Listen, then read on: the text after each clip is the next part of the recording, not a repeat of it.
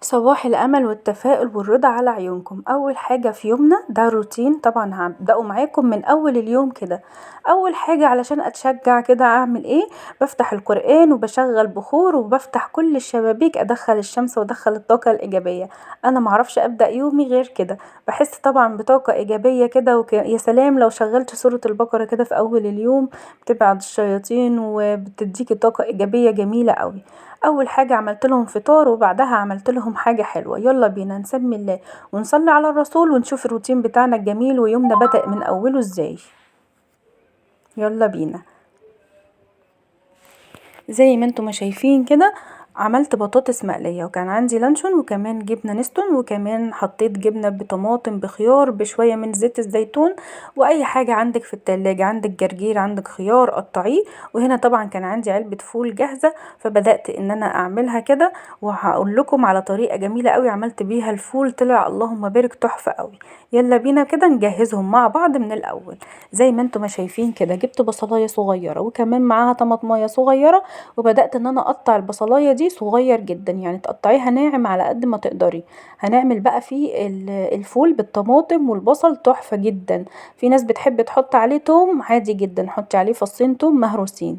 تمام. هنا طبعا قطعت الجبنة والخيار على الجبنة بتاعتنا، جبنة عادية دومتي. وخلطتهم كده مع بعض وفي الاخر خالص رحت حاطه معاه زيت الزيتون. كان عندي كابوتشا كده في التلاجة فرحت قطعتها على نصين وغسلتها وقطعت كده جنبها خيار. اي حاجة متوفرة عندك في التلاجة تقدري ان انت تعملي منها افكار كتير. يعني انا قلت بقى مش هعمل طعمية وحاجات كتيرة كده في الفطار، لا انا هنعمل حاجات بسيطة وباللي موجود عندي واللي متوفر عندي. انت كمان لو في اي حاجة متوفرة عندك تقدري ان انت تصنفيها كذا صنف كمان. زي ما انتم ما شايفين كده علبة الفول دي كانت جاهزة، فبدأت ان انا هحطها بس مش هحطها دلوقتي، دي هخليها كده. هحط الاول الطماطم تنزل ميتها مع البصل بتدي ريحة حلوة قوي. حابة تخليه سبايسي حط طبعا مع الفول شطة، وكمان حطي معاه فلفل اخضر، هيكون تحفة ما شاء الله اللهم بارك. الروتين بتاعنا ده حبة حاجات النهاردة هجهزهم معانا لرمضان. كل سنة وانتم طيبين وربنا يا رب يبلغنا رمضان لا فاقدين ولا مفقودين، اللهم امين يا رب العالمين. زي ما انتم ما شايفين كده اول حاجة استعنت بالله وبدأت ان انا اولع البخور، وبدأت كده لو في اي حاجة عايزة تتظبط ظبطتها كده سريعا، وشغلت القرآن واخدنا كده طاقة ايجابية وفتحنا كل الشبابيك ودخلنا الشمس بتاعتنا الجميلة. وبدأنا ان احنا نحضر لهم كده فطار. الروتين ده كان يوم الجمعة. طبعا يوم الجمعة ده هو الوحيد اللي بنتلم فيه كده علشان نفطر مع بعض. زي ما انتم ما شايفين بدأت ان انا اجهز كده الفطار، وحاجات بسيطة خالص. عندك شوية جبنة اعمليهم بطماطم وخيار هتبقى زي الفل معاكي، شوية بطاطس اهو. الفطار ده بناكل فيه اي حاجة يعني اي حاجة متوفرة بناكلها في الفطار عادي جدا. زي ما انتم ما شايفين كده هبدأ ان انا احط الطماطم على الخيار على الجبنة واحط معاهم زيت زيتون. انا جبت لكم بس المقاطع كده في الاول علشان اقول لكم ارتب افكاري هنعمل ايه مع بعض. لو وصلتي معايا لحد هنا صلي على الرسول عليه افضل الصلاة والسلام، وانزلي في الكومنتات اكتبي اللهم صل وسلم وبارك على سيدنا محمد عليه افضل الصلاة والسلام. طبعا طول ما احنا ما بنعمل الاكل وبنعمل في المطبخ احنا اغلب اوقاتنا كلها بنقضيها في المطبخ. طبعا هتعملي ايه؟ تستغفري كتير قوي وتصلي على الرسول عليه افضل الصلاة والسلام. هنا طبعا الجبنة بس انا كنت لسه هوريكم المشتريات اللي انا اشتريتها. انا اشتريت جبنة وحبة كده حاجات من السوق، هقول لكم دلوقتي حطيتها في العلبة علشان ما تنشفش مني. الجبنة لو حطيناها في العلبة بتاعتها وسبناها في التلاجة بتنشف جدا من فوق مش بتكون حلوة خالص. طبعا هنا كنت مقطعة بطاطس معاكم وهحطها في القلاية. اللهم بارك طلعت جميلة قوي. طبعا كنت وريتكم فيديو كنت عاملة البطاطس فيه، الفيديو اللي قبل ده كنت عاملة فيه البطاطس وضيفالها الزيت وضيفالها التوابل بتاعتها. انا هنا عكست بقى وعملتها من غير التوابل من غير البهارات. هحط البهارات والتوابل امتى؟ لما البطاطس تستوي خالص معايا. هنا طبعا زي ما انتم ما شايفين حطيتها على درجة حرارة 200، وكمان ظبطت التايمر بتاعها على 35 من الدقيقة، يعني 35 دقيقة. ليه؟ عشان انا كنت مستعجلة وعايزة اعمل لهم الفطار بسرعة علشان اشوف بقية الحاجات اللي ورايا. هسيب بقى البطاطس كده وهرجع للحاجات اللي انا بسويها معاكم. هنا الفول زي ما قلتلكم، شايفين الطماطمايه ما شاء الله نزلت ميتها وشربتها، والبصلايه كمان دبلت معايا خالص زي ما انتم ما شايفين كده. هنا بقى كنت جايبه حبه مشتريات زي ما قلتلكم، جايبه كده قلقاس اللهم بارك، يعني حلو جدا عايزه اقولكم، بس الاسعار مبالغ فيها بطريقه صعبه جدا. هنا كنت عامله كيك كنت بوريهولكم زي ما انتم ما شايفين كده. الخضار طبعا اسعاره مبالغ فيها، كل الخضار خلينا نبقى متفقين، كل الخضار، بس احنا هنعمل ايه، ربنا معانا وربنا يعيننا، طبعا لازم نجيب على قد ما نقدر. عايزه اقول لكم فكره حلوه، لو انت كل شهر شلتي كده 100 جنيه تجيبي بيها تفريزات كده وتعمليها، هتريحك، يعني مش شرط لرمضان بس، في بقيه الايام كمان، يعني بقيه الشهور بتاعتنا. لو جبتي كده كيلو من البسله على كيلو من الجزر على كيلو كده من القلقاس، هينفعك طبعا في التلاجة، هيكون حلو جدا. انا هنا بوريكم المشتريات كلها اللي انا اشتريتها. هنا كده جبت بكل حاجة ب10 جنيه، ب10 جنيه كمون و10 جنيه بابريكا مدخنة، وكمان بهارات من الفراخ والفلفل الاسود. طبعا شايفين الكمية قد ايه.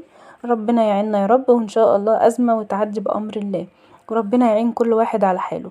زي ما قلتلك انا هقولك فكرة حلوة جدا.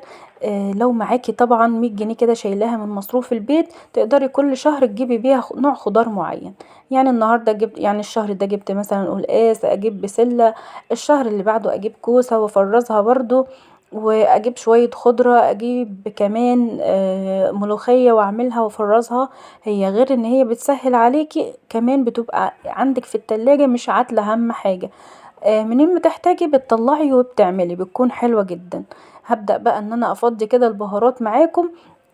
وطبعا الحاجات دي ب10 جنيه زي ما انتم ما شايفين، هي كمية قليلة جدا، بس هنعمل ايه، لو جبنا طبعا ب20 ولا ب50 الموضوع هيأفور معانا، ومش هنقدر ان احنا نلم نفسنا اخر الشهر. جبت كمان معاكم حبة فاكهة كده، جبت موز وكمان جبت جوافة. هبدأ ان انا لو فاض منها حاجة، هبدأ ان انا احطها برضو هفرزها. ممكن نقدر ان احنا نعمل عصير برتقان مع جزر ونفرزه برضو لرمضان.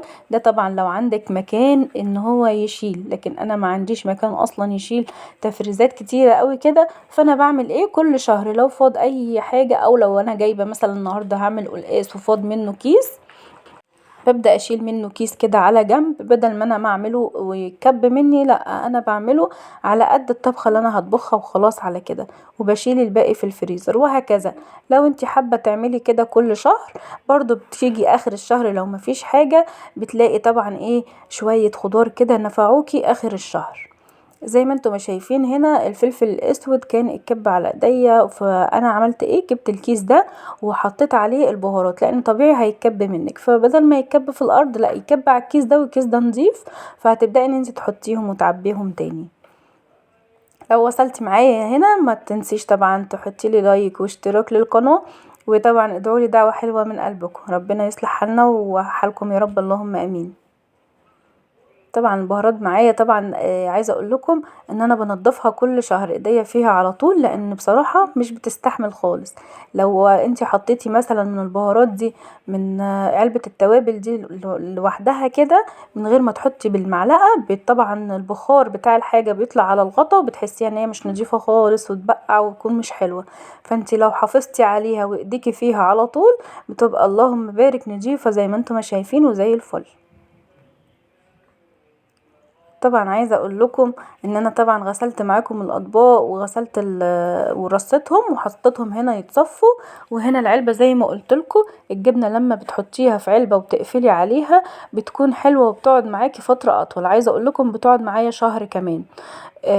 لو جبتيها وحطيتيها في العلبه بتاعتها كده بتنشف منك خالص وبتكون مش حلوه، وكمان بتلاقي العلبه كلها نشفت، فانتي مش هتستفيدي بالجبنه دي خالص. اما لو حطيتيها في العلبة فهي بتحفظها، بتقعد معاكي فترة طويلة قوي للسندوتشات بقى للفطار الصبح. هبدأ ان انا افتح العلبة كده واحطها واقسمها، لان هي كبيرة، فهبدأ ان انا اقسمها كده معاكم. كل حاجة طبعا غالية وصعبة، فهنحاول على قد ما نقدر ان احنا نعمل اكلات تكون حلوة وموفرة. هي مفيش حاجة موفرة عايزة اقولكم في الزمن ده، بس هنحاول على قد ما نقدر. يعني الحاجة لما كنا بنجيبها ب20 وبنجيب ب30، نجيب من 2 كيلو ونجيب 4 كيلو ونخزن في التلاجة ونخلي الحاجات معانا. مثلا نجيب 3 كيلو مكرونة، لا هنجيب على قدنا. النهاردة هعمل مثلا كشري، هجيب طلبات الكشري كده ايه، على قد وجبتنا وخلاص. مش هنبالغ يا جماعة في الحاجات، وهنعيش على قدنا، وربنا يعيننا كلنا ويصلح حالنا ان شاء الله. وطبعا نستغفر كتير، وان ربنا يرفع عننا الوباء والغلاء يا رب، اللهم امين. ربنا يعيننا كلنا. زي ما انتم ما شايفين كده خلاص فضيت العلبة وخليتها كده على جنب، وهنبدأ بقى ندخل على المطبخ بتاعنا. طبعا كل ما بتعملي تفريزات او حاجة بتلاقي المطبخ حواليكي متبهدل خالص، بس عايزة اقول لكم ان انتي بترتاحي. كنت جايبة برضو كانوا يعني 5 كيلو كده طماطم، بدأت برضو ان انا احطهم وغليتهم كده على البوتاجاز. وطبعا تفريز الطماطم انا كنت عاملاه معاكم قبل كده. جبت الطماطم وحطيتها وغسلتها كويس بالخل، وغسلتها وحطيتها في حلة كبيرة على البوتاجاز. تمام. وبدأت ان هي تغلي، وبعد كده بالهاند بلندر بدأت ان انا احطها على اضربها كلها. استنيت بقى لما هديت شوية، وبعدين حطيت الكيس بتاع الطماطم على قد العملة اللي انا هعملها وبس، يعني على قد الطبخة وبس عشان ما نهدرش منها. عايزة اقول لكم بتنفعني في الوقت وفي المجهود، وحلوة جدا. وكمان لو النور قطع عندك بتبقي مش عارفة تعملي ايه، مفيش طماطم طبعا، مش عارفة تضربي الطماطم، فهو يبقى الكيس عندك جاهز وتطلعيه على طول على الطبخة بتاعتك. طبعا طول ما احنا واقفين بنغسل المواعين بنستغفر كتير كتير وبنصلي على الرسول عليه افضل الصلاة والسلام. ربنا يحمينا ويحفظنا كلنا، وربنا يعيننا. طبعا ده كل يوم، ده روتين كل يوم، هو مش يوم واحد بس. لا احنا كل يوم بنغسل المواعين، وكل يوم عايزين ننظف، عايزين نشوف اللي ورانا. طبعا انا بدأت ان انا كده اغسل. وعايزه اقول لكم النهارده ما غسلتش بفيبا، وكنت حاسه ان في حاجه ناقصه. بس ان شاء الله بامر الله هرجع ان انا اجيب فيبا تاني، لان هو الوحيد اللي بعرف استخدمه، وهو بصراحه كويس وموفر. بس طبعا الاسعار بتاعته بقت مبالغ فيها قوي، فكده جبت صابون كان سايل عادي خالص. طبعا زي ما انتم ما شايفين رغوته مش قد كده، وبرده في النظافة مش بحس ان هو نضيف.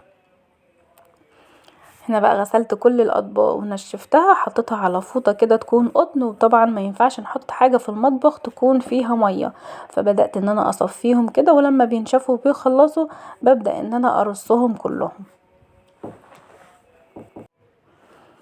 هنبدأ بقى نجيب بقى التفريزات معانا. كنت معايا جزر، وجايبة كمان بسلة اللي انتوا شفتوها معايا، بس الجزر كنت جايباه قبل كده جبت يعني مش شوية خضار برضو قبل كده، وكنت جايبة معاهم جزر.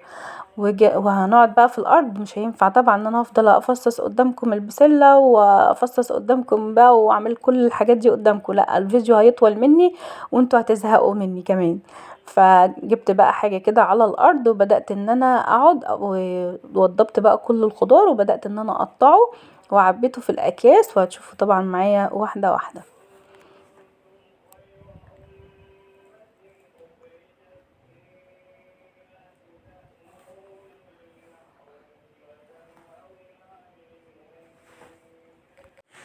وبنحاول كده ان احنا نعمل الاكياس كده وعلى قد الطبخة بس.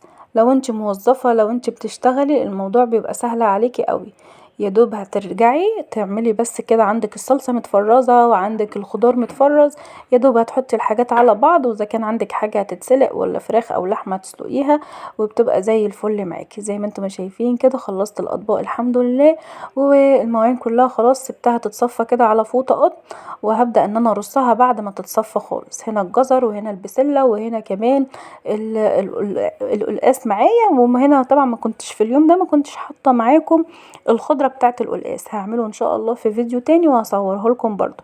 كل كيس يا جماعة لازم يكون معاه الخضرة بتاعته، اللي هو السلق والكزبرة والشبت، هو ده اللي بيتحط للقلقاس، بتبقى حلوة جدا ما شاء الله. زي ما قلت لكم القلقاس ما بيتغسلش، قلت لكم قبل كده في فيديو مش بيتغسل. زي ما انتم ما شايفين كده قطعته مكعبات، والكيس على قد العملة بس. هي دي كانت حبة الحاجات اللي انا فرزتها. كل شهر كده احاول افرز معاكم حاجة. يا رب الروتين النهاردة يكون عجبكم، واسيبكم في رعاية